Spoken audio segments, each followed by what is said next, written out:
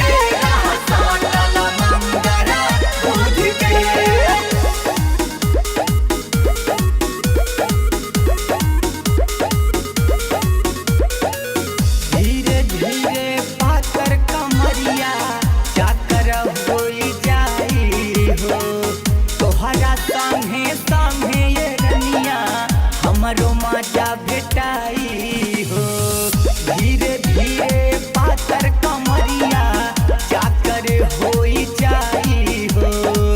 तोहरा संगे संगे हेरनिया हमरो माजा भेटाई हो। तानी देखा हाई बतिया के बुझ के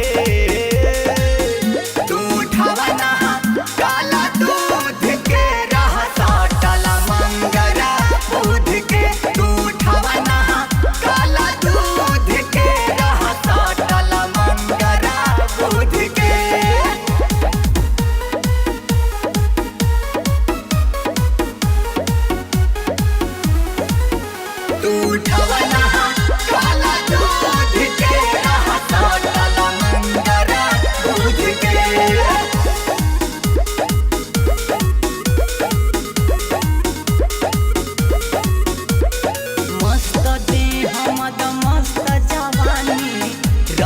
जिंदाबाद हो। कोरा में अइबू फेर नहीं जइबू, रखबू हरदम